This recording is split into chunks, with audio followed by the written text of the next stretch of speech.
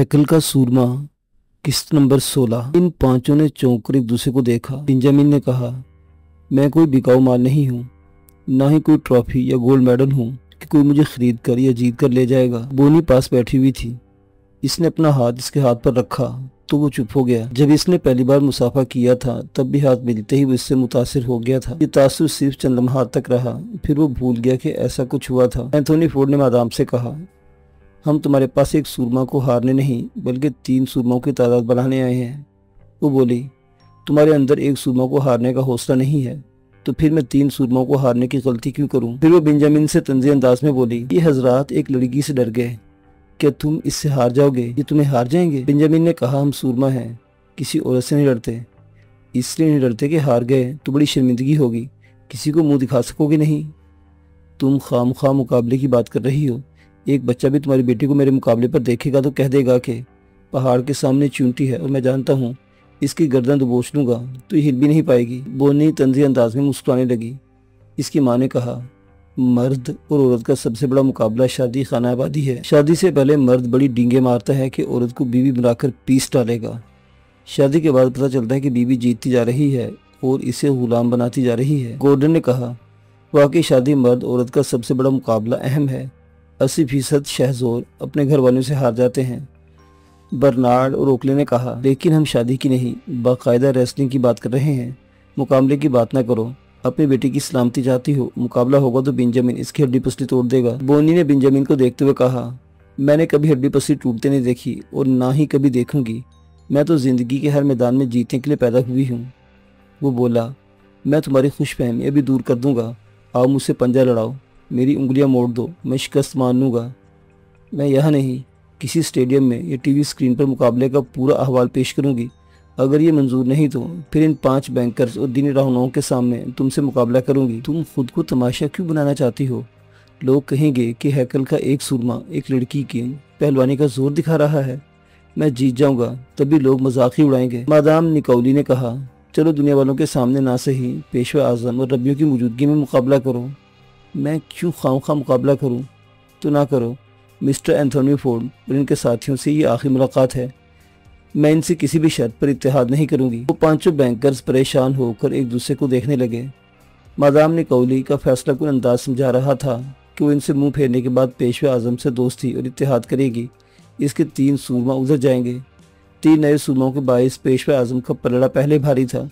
Madame इसे और भारी भरकम बना सकती है और इन 5 को ये मंजूर नहीं था। गॉर्डन ने कहा, मैडम प्लीज़ इसे आखिरी मुलाकात ना समझे। अभी हमारे बातें खत्म नहीं हुई। हम तुम्हारी कोई सी भी शर्त मानकर तुम्हें दोस्त और इत्तेहादी ज़रूर बनाएंगे। एंथोनी फोर्ड ने कहा, हम तो तुम्हारी बेटी की भलाई के लिए मुकाबले की शर्त से कतरा रहे हैं, वरना ये अच्छी तरह जानता कि बेंजामिन मुकाबला शुरू होते ही बोनी को ज़ेर कर लेगा। शर्त हम जीतेंगे।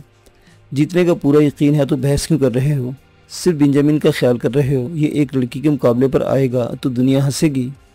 बोनी ने कहा, दुनिया वाले नहीं सिर्फ दीनी रहनुमा हंसेंगे। सिर्फ इनकी मौजूदगी में मुकाबला होगा। बेंजामिन ने कहा, बहस ख़त्म करें, मैं मुकाबले करूंगा। एंथोनी ने कहा, और कल ही होगा। मादाम ने कहा, ऐसी जल्दी भी ना करें। मैं कल पेशवा आजम से मुलाकात करूंगी। इससे मुतालिबा करूंगी कि वो 3 नए सूरमाओं से मुलाकात कराए या वीडियो चैटिंग कराए। एस्ट्रोमैन ने कहा, हाँ हम भी इन 3 नए सूरमाओं जोसेफ, जैकब और दाऊद यहूदा को देखना और इनकी बातें सुनना चाहते हैं। मादाम ने कहा, इन तीनों की हकीकत मालूम होने के बाद मैं पेशवा आजम को बताऊंगी कि तुम 5 से क्या मामला तय हुए हैं। ठीक है, तुम जल्द पेशवा आजम से बात करो और हमसे फ़ोन पर रब्ता रखो। वो सब जाने के लिए उठ गए। बोनी बेंजामिन से बातों के दौरान बंगले से बाहर आते हुए बोली, हमारे दरमियान जब मुकाबला होगा तब देखा जाएगा, अभी तो हम दोस्त हैं। फिर वो मुसाफिर के लिए हाथ बढ़ाते हुए बोला, अब मुझे जाना चाहिए। बोनी ने इसे मुसाफा किया। ये तीसरी बार इसके हाथ का लम्स था। बेंजामिन ने फिर महसूस किया कि वो अच्छी है, मुतासिर करती है। ये एहसास चंद सेकंड तक रहा। फिर इसने बोफी के इस हाथ को थाम कर पूछा, ये तुम्हारी हथेली की जिल्द कैसी है? वो बोली, हथेली से कलाई तक बहुत ही बारीक सी झिल्ली चढ़ी हुई है। यूँ समझो मैं दस्ताने पहन कर रहती हूँ। क्या हमेशा पहन कर रहती हो? नहीं, जब मिलने वालों से मुलाकात का वक्त मुकर्रर होता है तो पहन लेती हूँ, ताकि लोगों से मुसाफा करते वक्त नादीदा जरासीम से महफूज रहूँ। बड़ी एहतियात से ज़िंदगी गुजार रही हो, ये अच्छी बात है। वो 5 बैंकर्स के साथ वहाँ से चला गया। माँ ने बेटी के साथ बंगले के अंदर आकर इसके हाथ थाम कर पतली झिल्ली जैसे दस्ताने को देखा, फिर पूछा, क्या इससे शुबा हुआ है? शायद हुआ होगा, मैंने बात बनाई है। वो कुछ समझ नहीं पाएगा कि इस झिल्ली पर कोई लोशन लगा है और वो लोशन इसके हाथ की झील से लगकर लम्हात तासुर पैदा करता है। ब्राजील के जंगलात में जिस तरह की जड़ी बूटियां पाई जाती हैं, मादाम नैन्सी निकोली सिर्फ इल्म नजूम की माहिर या पामिस्ट्री नहीं थी, इसे जड़ी बूटियों के इस्तेमाल में भी मुहारत हासिल थी। ब्राज़ील के जंगल में एक ऐसा पौधा है जो हर बरस सूख कर फिर हरा होता है। मादाम ने इस पौधे से एक लोशन तैयार किया था। इस लोशन की खासियत ये थी कि वो इंसानी जिल्द में लगते ही दिमाग को मुतासिर करता था। जिसके ज़रिए वो लोशन लगता था वो दिमाग इससे मुतासिर हो जाता था। ये तासुर आर्जी होता था। इस पौधे की तरह बज़ाहिर असर ख़त्म हो जाता था, फिर अपना असर उस वक्त दिखाता जब लोशन लगाने वाला दोबारा इस जिल्द के इस हिस्से को छू लेता। बोनी ने तीन बार बेंजामिन को छूकर इसकी जिल्द पर वो लोशन लगाया था। वो लम्हाती तासुर पैदा करने के बाद ज़ाइल हो गया था। आइंदा एक आध हफ्ते में वो मुकाबले के दौरान बेंजामिन की जिल्द को छूती रहती, मज़ीद लोशन इसकी जिल्द के दूसरे हिस्सों में लगाती रहती तो मुसलसल मुतासिर होता रहता और इससे ज़ेर होता चला जाता। नाइट टेम्पलर फंड के अरबों खरबों डॉलर लूटने के लिए 3 पार्टियां मुसल्लस के 3 ज़ाविये बन गई थी। इस मुसल्लस का अहम ज़ाविया पेशवा आज़म था। वो मज़हब और रूहानियत के हवाले से तमाम यहूदियों के लिए मुअज़्ज़ज़ और मोतबर था। यहूदी सरमायादार नाइट टेम्पलर्स की तमाम रकम इसके हवाले करने वाले थे, लेकिन 12 सूरमाओं में इस रकम की तकसीम 5 बैंकरों की निगरानी में होने वाली थी। इसलिए एंथोनी फोर्ड्स के 4 साथी इस मुसल्लस के दूसरे अहम ज़ाविये थे। मादाम निकोली इस मुसल्लस का तीसरा अहम ज़ाविया बन रही थी। वो दीनी और रूहानी हरबे नहीं जानती थी। इसके बावजूद मुखालिफिन के मुकाबले में बहुत ताकतवर थी, क्योंकि 3 सूरमा इसके ज़ेर असर थे। वो बड़ी ठोस प्लानिंग पर अमल करने आई थी। प्लानिंग के पहले हिस्से में बेंजामिन को अपना मातहत बनाना था। बोनी से मुकाबला करके इस गैर मामूली लोशन के ज़रिए इसे जीत सकती थी। वो वादे के मुताबिक हारने के बाद बोनी का मातहत बन जाता, लेकिन इसे सिर्फ मातहत नहीं अपना महबूब और फरमाबरदार भी बनाना था। इसके लाजमी था कि सलीना को इसकी ज़िंदगी से निकाल दिया जाए। वहाँ कराए के कातिल मौजूद थे। मादाम इनसे मुलाकात तय करके और पेशगी मुआवजा अदा करने के बाद वहाँ आई थी। 2 कातिलों ने वादा किया था कि 24 घंटों के अंदर सलीना को रास्ते से हटा दिया जाएगा। मादाम ने कोली सोने के लिए बेडरूम में आई।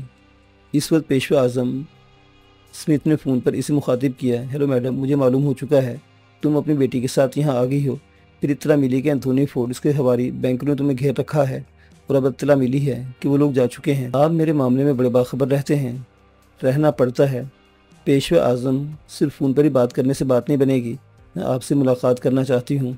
मैं भी यही चाहता हूँ, लेकिन सुबह 10 बजे की फ़्लाइट से लंदन जाना ज़रूरी है। वहाँ 3 नए सूरमा जोसेफ यहूदा, जैकब यहूदा और दाऊद यहूदा से मुलाकात होगी। वो आराम से लेटी हुई थी, फ़ौरन ही उठकर बैठ गई। इसने पूछा, क्या वो तीनों लंदन में हैं? नहीं, वो मुख्तलिफ मुल्कों में रहते हैं। उन मुल्कों के पेशवा और रब्बी इन्हें 2 दिनों के लिए लंदन ला रहे हैं। वह एक टीवी चैनल के ज़रिए इन्हें यहूदी कौम के सामने पेश किया जाएगा। मैं भी आपके साथ वहाँ जाना चाहूँगी। वहाँ सिर्फ पेशवाओं और रब्बियों का इज्तिमा है। आप मुझे मायूस कर रहे हैं, जबकि मैं उन बैंकर्स के मुकाबले में आपको अहमियत दे रही हूँ। आपसे एतमाद का रिश्ता और इत्तेहाद कायम रखना चाहती हूँ। अपने इस इरादे पर कायम रहो। लंदन में तमाम पेशवा और रब्बी तुम्हारी मौजूदगी पर तब एतराज़ नहीं करेंगे जब तुम अपने 3 सूरमाओं को वहाँ लाओगी। मैं आपके इन नए सूरमाओं से मिलने के लिए अपने सूरमाओं के साथ ज़रूर आऊँगी वहाँ। अभी लंदन जाने वाली किसी भी फ़्लाइट में सीटें ओके करा रही हूँ। कल सुबह बात करूँगी। वो राबिता ख़त्म करके लंदन जाने के इंतज़ाम करने लगी।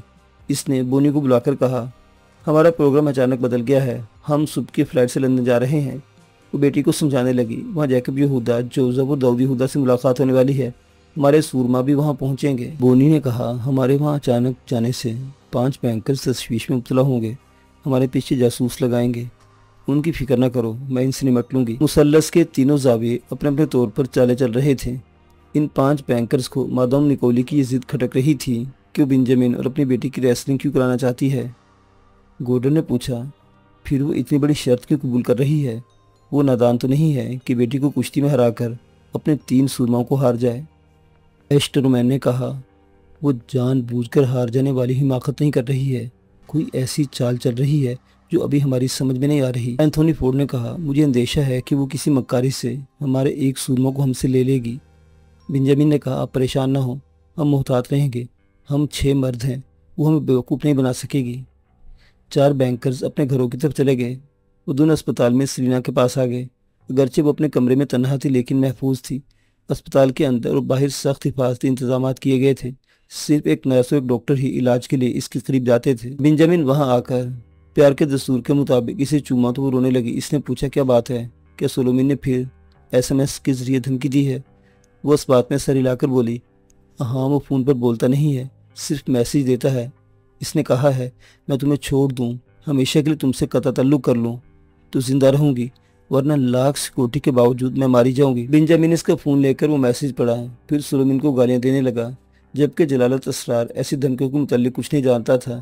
میسیج اور دھمکیوں کو وہ سلسلہ پیشوا ہارپر نے جاری کر رکھا تھا۔ اس کے منصوبے کے مطابق سلینا کو مر جانا چاہیے تھا۔ اس کے بعد بنجامن کا عشق رفتہ رفتہ ٹھنڈا پڑ جاتا اور وہ اینتھونی فورڈ کی تابعداری سے باز آ جاتا، اور یہی منصوبہ مادام نیکولی کا تھا۔ وہ سلینا کو اوپر پہنچا کر ہی اپنی بیٹی بونی کے لیے بنجامن کو فری پورٹ بنا سکتی تھی۔ مادام کے کرائے کے قاتلوں نے وعدہ کیا تھا کہ اسے 24 گھنٹوں کے اندر اندر موت کی نیند سلا دیں گے۔ اینتھونی نے اس میسیج کو پڑھنے کے بعد کہا انٹیلیجنس اور آرمی والے کہہ رہے ہیں کہ سولومن بارڈر پار کر چکا ہے، مگر یہ فون کی دھمکیاں کہہ رہی ہیں کہ وہ یروشلم میں ہی موجود ہے۔ سلینا نے کہا پیشوا بہت گہری چالیں چل رہا ہے، اس نے سولومن کو کہیں چھپایا ہوا ہے، مجھے اسپتال میں نہیں رہنا چاہیے، میں اپنے گھر میں محفوظ رہوں گی۔ باپ نے کہا ہاں میں بھی یہی چاہتا ہوں، بنجامن تمہارا کیا خیال ہے؟ وہ بولا بے شک، سلینا کو گھر میں زیادہ آرام ملے گا، میں وہاں زیادہ سے زیادہ وقت گزار سکوں گا۔ باپ بیٹی خوش ہو گئے، وہ بنجامن کو زیادہ سے زیادہ اپنے قریب رکھنا چاہتے تھے۔ اینتھونی اس وقت بیٹی کو اسپتال سے ڈسچارج کرایا، وہاں سے گھر تک لے جانے کے لیے سیکورٹی کے سخت انتظامات کیے۔ بنجامن نے اسے بازو میں اٹھا کر کہا یہ ویل چیئر پر نہیں، میری دھڑکنوں سے لگ کر جائے گی۔ سلینا اس کے بازو میں آ کر قربان ہونے لگی، اسے پھول کی طرح اٹھا کر وہاں سے گاڑی کی طرف جانے لگا۔ اس کار کے آگے پیچھے مسلح گارڈز کی 6 گاڑیاں تھیں، وہ سب گاڑیوں سے باہر گن لیے مستعد کھڑے تھے، گویا وہ سب خدا کی مرضی کے خلاف گن تانے کھڑے تھے۔ تقدیر نے جس کی موت لکھ دی تھی اس لکھائی کو مٹا دینا چاہتے تھے۔ بنجامن اس فراڈ محبوبہ کو بازو میں اٹھائے اسپتال کے باہر احاطے میں یوں شان سے آیا جیسے ورلڈ کپ جیت کر اسے دنیا کو دکھاتا آ رہا ہو۔ ایسے وقت گولی چل گئی، کہاں سے چلی یہ پہلے معلوم نہ ہو سکا۔ پہلے کبھی معلوم نہیں ہوتا کہ تقدیر کے جوتے کسے پڑ رہے ہیں، بعد میں عقل آتی ہے اور تب تک وقت گزر چکا ہوتا ہے۔ کرائے کے قاتلوں نے سامنے والی ایک عمارت سے سینے پر گولی چلائی تھی، وہ بنجامن کے بازو میں اس کے سینے سے لگی ہوئی تھی، لیکن اس کی موت نہیں آئی تھی، نشانہ ذرا چوک گیا، گولی ذرا اوپر ہو کر بنجامن کی تھوڑی کے نیچے حلق میں گھس کر دوسری طرف نکل گئی۔ سلینا اس کے ہاتھوں سے چھوٹنے والی تھی، وہ اسے سنبھال کر زمین پر ڈالنے کے لیے ذرا جھکا، دوسری گولی سلینا کی طرف آ رہی تھی، لیکن جھکنے کے باعث وہ بنجامن کے سر میں گھس کر مغز کے چیتھڑ اڑاتی چلی گئی۔ وہ سلینا کے ساتھ زمین پر گر کر تڑپنے لگا، وہ خوف کے مارے چیخ رہی تھی، زمین پر لڑکتی ہوئی کار کی طرف جا رہی تھی۔ اینتھونی کار کے پیچھے کھڑا تھا، بنجامن تھوڑی دیر تک تڑپتا رہا، پھر ایک دم اس سے ساکت ہو گیا۔ مادام نیکولی اسے نہیں، سلینا کو اپنی بیٹی کے راستے سے ہٹانا چاہتی تھی، لیکن مقدر کے آگے کسی کی مرضی نہیں چلتی۔ پیشوا بڑے یقین سے کہتا تھا کہ جب تک تابوت یہودا لایا نہیں جائے گا تب تک کسی سورما کو موت نہیں آئے گی۔ اس کا یقین، اس کا دعویٰ غلط ہو گیا تھا، 12 کی گنتی گڑبڑا گئی تھی، بنجامن مر چکا تھا۔ دوسری گولی اسی عمارت سے نہیں آئی تھی، وہ کسی دوسری سمت سے آئی، یعنی ایک گولی پیشوا کے ریٹنٹ قاتل نے اور دوسری مادام نیکولی کے آدمی نے چلائی تھی۔ مسلح گارڈ ان عمارتوں کی طرف دوڑتے ہوئے گئے، وہاں قاتل ان کے انتظار میں بیٹھنے والے نہیں تھے، اپنے نقش قدم چھوڑے بغیر فرار ہو گئے تھے۔ پولیس، انٹیلیجنس اور آرمی کے مسلح سپاہی آ گئے تھے، تمام راستوں میں رکاوٹیں کھڑی کر رہے تھے۔ یہ کوئی عام قتل کی واردات نہیں ہوئی تھی، ان کے مذہبی عقیدے کے مطابق ایک سورما مارا گیا تھا اور ایک بینکر کی بیٹی پر دوسری بار قاتلانہ حملہ ہوا تھا۔ پولیس، آرمی اور پوری انٹیریئر منسٹری حرکت میں آ گئی تھی۔ وہ مثلث کے تینوں زاویے، مادام نیکولی، پیشوا اعظم اور 5 بینکرز بھی بوکھلا گئے تھے۔ 12 میں سے ایک سورما کم ہو گیا تھا، جبکہ جلد سے جلد 12 کی تعداد پوری کرنا چاہتے تھے۔ نائٹ ٹیمپلرز فنڈ کے اربوں خربوں ڈالر ان کے ہاتھوں سے نکلتے دکھائی دے رہے تھے۔ پیشوا ہارپر نے اپنے کاریہ کے قاتل سے رابطہ کیا، غصے سے بولا یہ تم نے کیا بدمعاشی کی ہے، میں نے سلینا کو ہلاک کرنے کی سپاری دی تھی، تم نے ہمارے سورما کو ہی مار ڈالا۔ دوسری طرف سے جواب ملا، میں نے بنجامن کو ہلاک نہیں کیا، البتہ وہ میری گولی سے زخمی ہوا تھا، مجھے دوسری بار فائر کرنے کا موقع نہیں ملا، اس سے پہلے ہی کسی نے گولی چلائی تھی۔ پیشوا نے کہا کیا بکتے ہو، ہمارے سورما کا دشمن کوئی نہیں، دشمنوں کو بھی اس سے فائدہ پہنچنے والا تھا، وہاں کوئی اور اسے قتل کرنے نہیں آئے گا، تم نے اپنی غلطی سے غلط نشانے سے سورما کو ہلاک کیا ہے اور اب باتیں بنا رہے ہو۔ وہ بحث نہیں کر سکتا تھا اور بحث کے نتیجے میں وہ سورما پھر سے زندہ ہونے والا نہیں تھا۔ دوسری طرف مادام اپنے کرائے کے قاتلوں کو غصہ دکھا رہی تھی، وہ کہہ رہا تھا ہمارا نشانہ کبھی غلط نہیں ہوتا، ہم کبھی گدھے کی جگہ گھوڑے کو نہیں مارتے، یہ نہیں جانتے تھے کہ وہاں کوئی دوسرا قاتل بھی موجود ہے، پہلے اس نے گولی چلائی تھی، اس کے بعد ہم نے سلینا پر گولی چلائی، ہمارا نشانہ درست ہوتا، لیکن اس لمحے بنجامن گرتے گرتے ہماری گولی کی زد میں آ گیا۔ واردات کرنے والے لا علمی میں غلطیاں کر چکے تھے۔ مادام بھی ان سے بحث نہیں کر سکتی تھی۔ وہ سر تھام کر بیٹی سے بولی، بونی سوچا کیا تھا، کیا ہو گیا؟ اینٹی فنڈز کے اربوں ڈالرز ہم سے دور ہو گئے ہیں، ہمارے مخالفین بھی سر پیٹ رہے ہوں گے۔ سیلینا اور پانچوں بینکرز بھی ہائے ہائے کر رہے تھے۔ ان کے زیر اثر ایک ہی سورما تھا اور وہ ہمیشہ ہمیشہ کے لیے ساتھ چھوڑ گیا تھا۔ پولیس، انٹیلیجنس اور آرمی والے اسے ملک کے اندر ڈھونڈتے پھر رہے تھے۔ یہ بات ان یہودیوں کے دل کو لگ رہی تھی کہ جلالت اسرار مسلمان ہے۔ یروشلم میں چھپ کر رہنے والے فلسطینی مجاہدین نے اسے بھی اپنے ساتھ کہیں چھپا رکھا ہے۔ یقیناً انہوں نے ہی وہ واردات کی ہوگی۔ سولومن کو پورے یقین سے مسلمان سمجھنے کے بعد یہ گنتی سامنے آ رہی تھی کہ ایک نہیں 2 سورما کم ہو گئے ہیں۔ بنجامن مارا گیا اور سولومن یہودا ایک مسلمان ہے۔ اسے ہیکل کا یہودی سورما تسلیم نہیں کیا جائے گا۔ پیشوا ہارکر کو بھی شبہ تھا کہ جلالت اسرار اسے چھوڑ کر نہ جانے کہاں چلا گیا ہے۔ وہ فون پر رابطہ کر سکتا تھا مگر نہیں کر رہا تھا۔ اس کی خاموشی کہہ رہی تھی کہ وہ آئندہ یہودی سورما بن کر نہیں رہے گا۔ مثلث کے تینوں زاویے ایک نہیں 2 سورماؤں کا نقصان اٹھا رہے تھے۔ مادام نیکولیو پیشوا ہار پر نئے سورموں سے ملنے کے لیے لندن جانے والے تھے، لیکن رکاوٹ آ گئی تھی۔ انہیں دوسرے دن بنجامن یہودا کی تدفین تک وہاں رکنا پڑا۔ اب وہ یروشلم کی ایک اور رات گزار کر دوسری صبح وہاں جانے والے تھے۔ اس طرح جلالت نے فون پر پیشوا کو مخاطب کیا۔ وہ جلالت کی آواز سنتے ہی بولا، کہاں ہو تم؟ پیشوا اعظم، تمہاری دوغلی پالیسی نے میری آنکھیں کھول دی ہیں۔ یاد ہے اس رات جب مارتھا نے وفات پائی تھی، میں سرنگ کے راستے تمہارے پاس آیا تھا۔ وہاں میں نے چھپ کر تمہاری ربیوں کی باتیں سنی تھی۔ تب مجھے معلوم ہوا کہ تم ہیکل کے صوبوں کو مہرے بنا کر اربوں ڈالرز کا کھیل کھیل رہے ہو۔ جب وہ رقم تمہیں مل جائے گی تو تم ہمیں دودھ کی مکھی سے نکال باہر پھینکو گے۔ پیشوا ذرا پریشان ہو پھر بولا، جب تمہیں حقیقت معلوم ہوئی تو مجھ سے بات کر لینی چاہیے تھی۔ اب بھی کچھ نہیں بگڑا، آؤ سمجھوتا کرو۔ مجھے جتنی بڑی رقم ملے گی میں اس میں سے اتنا ہی بڑا شیئر تمہیں دوں گا، اور موت کی بندی گولی بھی ملے گی جو میری لا علمی میں کہیں سے آئے گی۔ مجھ پر شبہ نہ کرو، میں تمہیں بیٹے کی طرح چاہتا ہوں۔ جو دیانتداری سے محبت کرتے ہیں میں کبھی انہیں دھوکہ نہیں دیتا۔ وہ بولا، تم مسلمان رہو، میں اعتراض نہیں کروں گا، مگر یہودی بن کر رہو۔ اس بات کو اہمیت دو کہ ہم اربوں ڈالرز میں نہا جائیں گے۔ ایک معروف لیڈر نے یہاں کی دوشیزہ سے شادی کی تھی۔ اس کے بعد فلسطین کی آزادی کے لیے اس کی جدوجہد صفر ہوتی چلی گئی تھی۔ پھر اسے مار ڈالا گیا۔ بعض مسلم حکمرانوں کی حرم سراؤں میں یہودی حسینائیں ہیں۔ وہ حکمران آج یہودی نواز بن گئے ہیں اور اسرائیلی فرعونیت کے خلاف آواز نہیں اٹھاتے۔ ایک منسٹر کی بیوہ سوزانہ میرے عشق میں گرفتار ہوئی۔ اس نے میری خاطر اسلام قبول کیا، میرے بڑے کام آتی رہی، پھر میرے برے وقت میں یہودی بن گئی۔ مجھے بری طرح بلیک میل کیا، اس نے مجھے دھوکہ دینے کے لیے اسلام قبول کیا تھا۔ آخر اپنے ایک یہودی سورما بنجامن کے ہاتھوں حرام موت ماری گئی۔ وہ ذرا چپ ہوا پھر بولا، میں تمام یہودی حسیناؤں کی ہسٹری جانتا ہوں، خود میرے ساتھ ایسا ہو چکا ہے۔ آئندہ کبھی یہودی عورتیں اسلام قبول کریں گی تو میں کبھی یقین نہیں کروں گا کہ وہ گھٹی میں پڑی ہوئی صہیونیت سے باز آ جائیں گی، اور نہ ہی تمہارے جیسے پیشوا اور ربیوں پر اعتماد کروں گا۔ وہ طنزے لہجے میں بولا، اور کیسے اعتماد کروں؟ تمہاری وہ مذہبی کتاب ہیکل کے سورما سراسر فراڈ ہے۔ ہمارے علماء نے صرف اتنا اعتراف کیا ہے کہ 2500 سال پہلے حضرت موسیٰ علیہ السلام کا صندوق تابوت یہودا یروشلم لایا گیا تھا۔ اس صندوق کے محافظوں کو نئے ٹیمپلرز یا ہیکل کے سورما کہا جاتا ہے۔ وہ ایک ذرا توقف سے بولا، اس کے بعد کسی بھی تاریخی کتاب میں اس صندوق کا اور 12 سورموں کا ذکر نہیں۔ اس بات کی کوئی ٹھوس دینی شہادت نہیں کہ قیامت سے پہلے 12 سورما صندوق لے کر آئیں گے۔ پیشوا کچھ کہنا چاہتا تھا، جلالت نے سخت لہجے میں کہا، چپ رہو، میری باتیں غور سے سنو۔ تم تمام پیشوا اور ربی بہت بڑے ڈرامہ باز ہو۔ نائٹ ٹیمپلرز فنڈ سے اربوں ڈالرز حاصل کرنے کے لیے نام نہاد ہیکل کے سورموں کے ذریعے اپنی ہی پوری قوم کو یہودی الو بنا رہے ہو۔ وہ پھر توقع سے بولا، اچھا ہے، میں بھی چاہتا ہوں کہ الو بناؤ۔ اس نیک کام میں میں تمہارا ساتھ دوں گا، تمہاری قوم کے سامنے ہیکل کا سورما بن کر رہوں گا۔ بولو میرے حصے میں کتنی رقم آئے گی؟ وہ شکست خوردہ سا ہو کر بولا، تم ہماری کمزوری سمجھ گئے ہو، ہم ہیکل کے سورموں کی تعداد کم نہیں ہونے دیں گے۔ بنجامن کی کمی کس طرح پوری کر دیں گے اور تمہیں ہر قیمت پر حاصل کریں گے۔ تم بولو ہم سے کتنی رقم کی توقع کرتے ہو؟ میں رقم نہیں لوں گا، میرا مطالبہ کچھ اور ہوگا۔ کیا ہوگا بتاؤ؟ فون پر نہیں بتاؤں گا، اپنے ملک سے باہر کسی ملک میں ملاقات کرو۔ وہ تھوڑی دیر سوچنے کے بعد بولا، کل تم لندن آ سکتے ہو؟ آ جاؤں گا، کہاں ملاقات ہوگی؟ وہ جلالت کو بتانا نہیں چاہتا کہ 3 نئے سورماؤں سے ملاقات ہوگی۔ پھر وہ مادام نیکولی سے بھی بات چھپانا چاہتا تھا کہ سولومن یہودا لندن میں ہے۔ جلالت نے پوچھا، چپ کیوں ہو گئے؟ سوچ رہا ہوں، وہاں کسی کو تمہاری موجودگی کا علم نہ ہو۔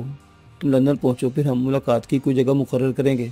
اچھی بات ہے، میں بھی محتاط رہنا چاہتا ہوں۔ ویسے تم نے یہ کہہ کر الجھا دیا کہ رقم نہیں لوگے، جبکہ ساری دنیا دولت کے پیچھے بھاگتی ہے۔ کچھ معلوم تو ہو، چاہتے کیا ہو؟ میں نے کہا نا، فون پر کہنے والی بات نہیں۔ جلالت نے رابطہ ختم کر دیا۔ وہ لبنان میں تھا، اسے وہاں کی ایک تنظیم میں پناہ مل گئی تھی۔ اس تنظیم کے مجاہدین نے مئی 2000 میں اسرائیلی فوج کو لبنان سے بھاگنے پر مجبور کر دیا تھا۔ جلالت نے وہاں ٹی وی پر سلینا اور پیشوا اعظم کا وہ پروگرام دیکھا جس میں اچانک ایک نئے سورما جوزف یہودا نے فون کے ذریعے پیشوا کو مخاطب کیا تھا اور اسے یہ خوشخبری سنائی تھی کہ اس کے علاوہ 2 اور سورما جیکب یہودا اور داؤد یہودا ہیں، وہ تینوں جلد ہی پیشوا اعظم سے ملاقات کریں گے۔ جلالت نے تنظیم کے لیڈر سے کہا، پیشوا ہارپر ان 3 سورموں سے جلد از جلد ملنا چاہے گا، بنجامن کی کمی پوری کرنے اور 12 کی تعداد پوری کرنے کے لیے بے چین ہوگا۔ میرا اندازہ ہے وہ انہی تینوں سے ملنے کے لندن جا رہا ہے اور یہ بات مجھ سے چھپا رہا ہے۔ تنظیم کے لیڈر اسداللہ نے کہا، لندن میں ہمارے مخبر ہیں، میں بھی ان سے بات کرتا ہوں، وہ کل صبح سے رات تک کی تمام فلائٹس چیک کریں گے۔ پیشوا ہارپر جس فلائٹ سے بھی لندن پہنچے گا، ہمارے مخبر اس پر نظر رکھیں گے۔ جلالت نے کہا، میں یہی چاہتا ہوں، یہ معلوم کرنا چاہتا ہوں کہ وہاں پیشوا ہارپر کی مصروفیات کیا ہوں گی۔ ہمارے مخبر لندن ایئرپورٹ پر تم سے ملیں گے اور دن رات تم سے رابطہ رکھیں گے، تمہیں پیشوا کے سلسلے میں تمام مطلوبہ معلومات حاصل ہوتی رہیں گی۔ ادھر پیشوا ہارپر لندن پہنچنے والے پیشواؤں اور ربیوں سے رابطہ کیا، انہیں اطلاع دی کہ سلیمان یہودا بھی وہاں پہنچے گا لیکن روپوش رہے گا۔ ایک نے کہا، مگر سلیمان مجھ سے خفیہ ملاقات کرے گا، ایسے وقت ہمارے مخبر اس پر نظر رکھیں گے، یہ معلوم کریں گے کہ مجھ سے ملنے کے بعد کہاں جائے گا اور کہاں چھپ کر رہے گا، ہمیں اس کی خفیہ پناہگاہ کا علم ہونا چاہیے۔ پھر پیشوا نے کہا، مادام نکولی اپنی بیٹی بونی کے ساتھ لندن آ رہی ہے، جب ہم اپنی ٹی وی پروگرام میں جیکب، جوزف اور داؤد یہودا کو پیش کریں گے تو مادام نکولی بھی اپنے 3 سورماؤں کو متعارف کرائے گی، اس طرح ہم یہودی قوم کے سامنے 6 سورماؤں کو پیش کر سکیں گے۔ پیشوا اعظم کی رہنمائی میں تمام ممالک کے پیشوا اور ربی بنجامن کی موت کے باوجود پرعزم تھے۔ سلیمان سمیت 7 سورما حاصل ہو رہے تھے، باقی 5 کے متعلق بھی پر امید تھے کہ وہ جلدی آ کر 12 کی تعداد پوری کریں گے۔ یہ بات ان کے ذہن میں تھی کہ بنجامن کی کمی پوری کرنے کے لیے جلالت کے بیٹے ایان کو 12واں سورما بنایا جائے گا، اس حساب سے 8 سورما ان کے ہاتھوں میں تھے۔